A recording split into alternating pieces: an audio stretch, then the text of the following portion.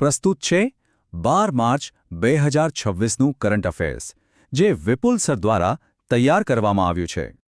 તો ચાલો આજના પહેલા સવાલથી શરૂઆત કરીએ. વાત એમ છે કે છેલ્લા 50 વર્ષમાં પહેલીવાર અમેરિકામાં એક મોટી ઓઇલ રિફાઇનરી બનવા જઈ રહી છે. તો સવાલ એ છે કે આટલા મોટા મેગા પ્રોજેક્ટ માટે યુએસ રાષ્ટ્રપતિ ટ્રમ્પે કઈ ભારતીય કંપની સાથે હાથ મિલાવ્યા છે? વિકલ્પો છે: એ ટાટા ગ્રુપ, બી રિલાયન્સ, સી અદાણી ગ્રુપ કે પછી ડી ઓએનજીસી.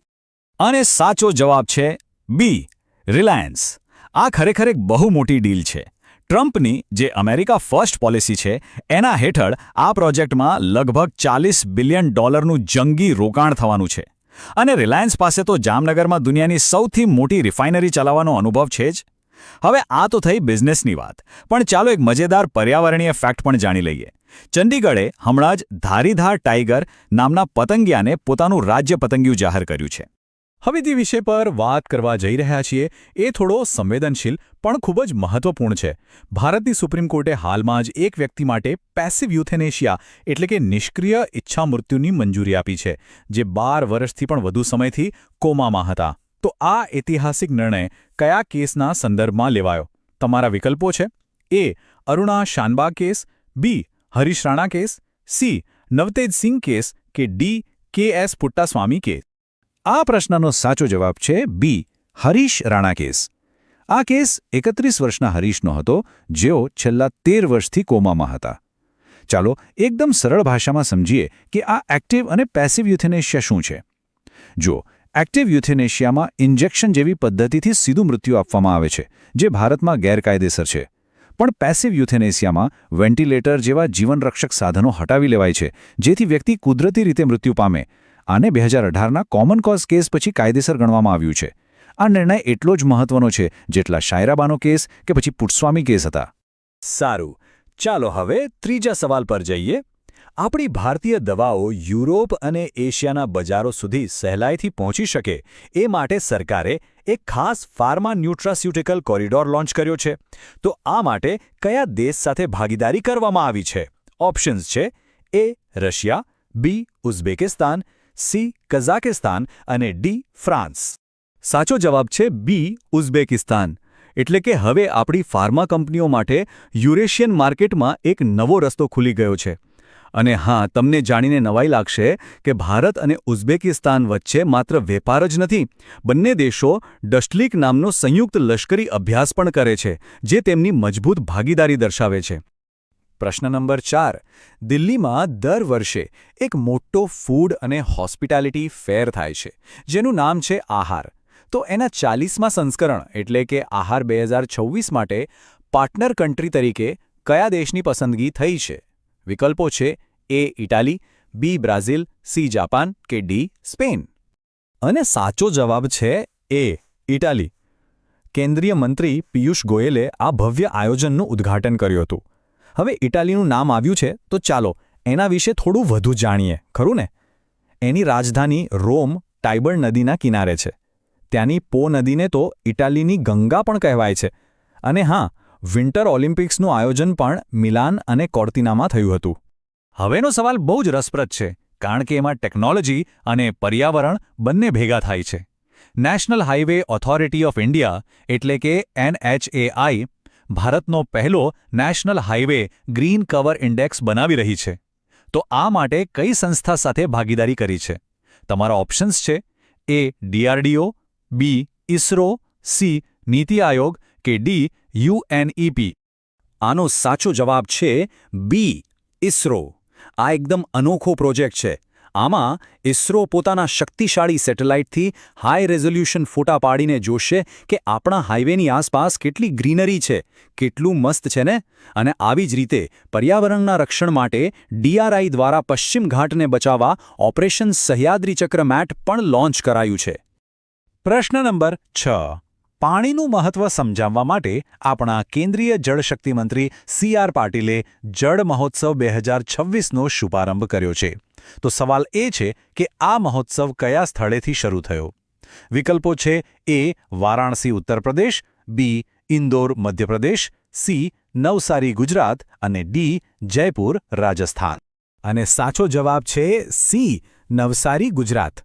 આ મહોત્સવ નવસારીના ગણદેવી બ્લોકથી શરૂ થયો છે અને 8 માર્ચ સુજલામ શક્તિ દિવસથી લઈને 22 માર્ચ વિશ્વ જળ દિવસ સુધી ચાલશે. એની ટેગલાઇન પણ બહુ સરસ છે, ગામનો ઉત્સવ દેશનો ઉત્સવ. અને જુઓ, પાણી અને પર્યાવરણ માટે બીજું પણ એક સરસ કામ થયું છે, જેમાં નાબાર્ડ અને બિલ ગેટ્સ ફાઉન્ડેશને સાથે મળીને national climate tech innovation challenge શરૂ કરી છે. હવે વાત કરીએ ડિફેન્સ સેક્ટરની. એક બહુ મોટા સમાચાર છે. રાફેલ ફાઇટર જેટના કેટલાક બહુ જ મહત્વના પાર્ટ્સ હવે ભારતમાં જ બનશે. તો આ માટે ફ્રાન્સની કંપની ડસોલ્ટ એવિએશન એ કઈ ભારતીય કંપની સાથે લાંબા ગાળાનો કરાર કર્યો છે? તમારા વિકલ્પો છે: A HAL, B Hikal technology, C Tata advance systems અને ડી મહિન્દ્ર એરોસ્પેસ.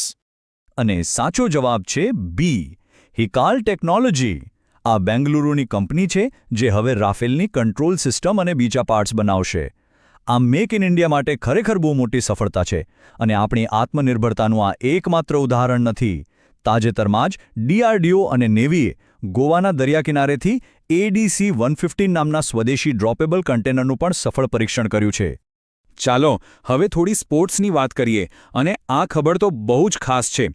વિચાર કરો, પૂરા 22 વર્ષ પછી ભારત એશિયા કપ આર્ચરી 2027ના બીજા તબક્કાની યજમાની કરવાનું છે. તો આ પ્રતિષ્ઠિત ટૂર્નામેન્ટ કયા ભારતીય શહેરમાં યોજાશે? ઓપ્શન્સ છે: એ બેંગ્લોર, બી હૈદરાબાદ, સી દિલ્હી અને ડી પુણે. અને આ યજમાનીનું સન્માન મળ્યું છે સી દિલ્હીને.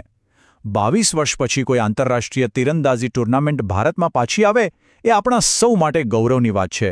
આ તો થઈ આખી ટીમની વાત. પણ ચાલો હવે એક વ્યક્તિગત સિદ્ધિની વાત સાંભળીએ જે ખરેખર પ્રેરણાદાયક છે. ઝારખંડના અનંત રાણાએ તાજેતરમાં સ્વિમિંગ, સાયકલિંગ અને દોડ જેવી કઠિન સ્પર્ધા પૂરી કરીને ફૂલ આયર્નમેનનો ખિતાબ જીત્યો છે.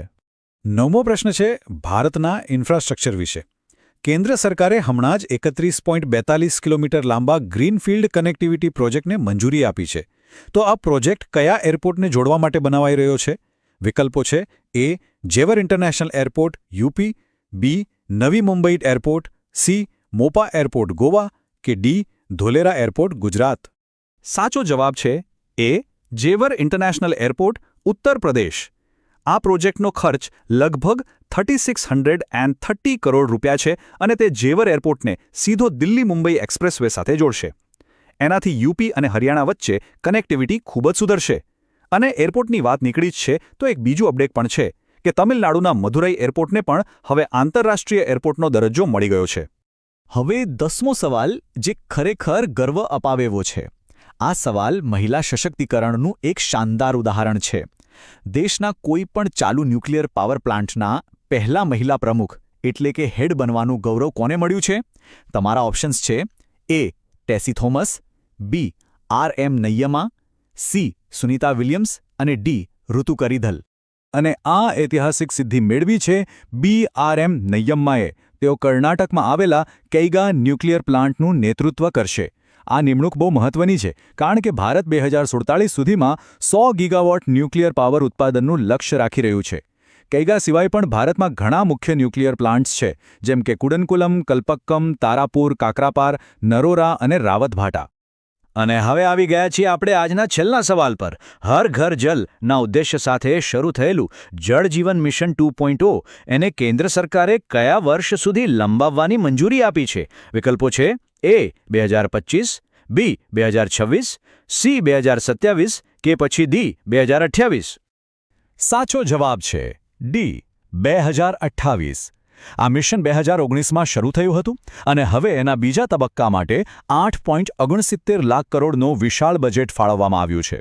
આ પૈસાનો ઉપયોગ પાણીના સંરક્ષણ અને ઇન્ફ્રાસ્ટ્રક્ચરને વધુ મજબૂત કરવા માટે થશે.